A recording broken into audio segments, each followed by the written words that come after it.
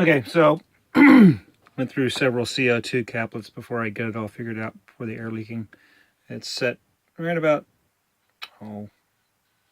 just a little into the green. I've got a CO2 cartridge in there. I don't have any air leaking at all. Coming back, no air leaking from this, and coming right into the system. And then pull the bolt back.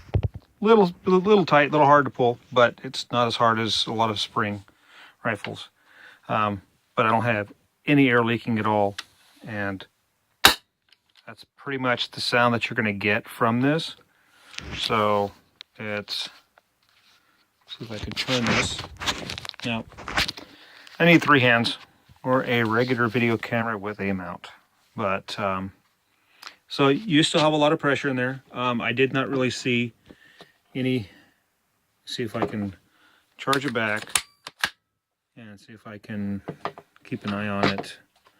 See if I can see any, or if you can notice any drop in the pressure. Gonna get a little better view with a little bit of light.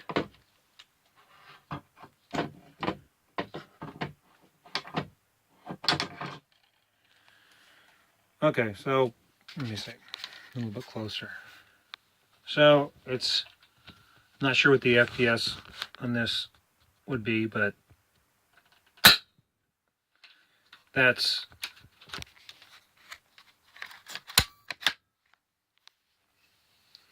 so yeah, we're not losing. It's keeping, the regulator is keeping the same pressure, same volume for each shot. People talk about joule creep, or they talk about the regulators creeping up with the pressure. I have not noticed anything with this regulator, or with my regulator. It's the same regulator. I have not noticed the pressure climbing at all. It's where you have it set. Now there's a lot of, you're gonna have to play with it. When you first get this in the mail, when you open it up, I'm gonna have this knob turned all the way off, barely set with the threads in it, because I had put a CO2 cartridge in there and I screwed it all together and I lost all my air out of here, which is, that's what it's for. So when you get it, it'll be all the way backed off. So what I would do before you turn this clockwise is put your CO2 cartridge in here, and you're going to, this piece here is going to stay connected to this. The only part you're going to remove to change the cartridge is this section. So you'll remove this from this. Put your cartridge in.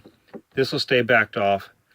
Now, as you're playing, I have noticed that once you get this set, after this is put in and you're pressurized, and you go ahead and you turn this to whatever setting you want, and then you run out of air, you don't have to mess with this. As soon as you put another cartridge in, this will stay the same.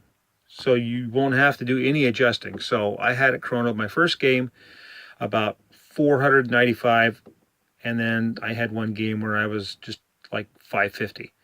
And I changed 2 or 3 of the CO2 cartridges and my FPS stayed the same.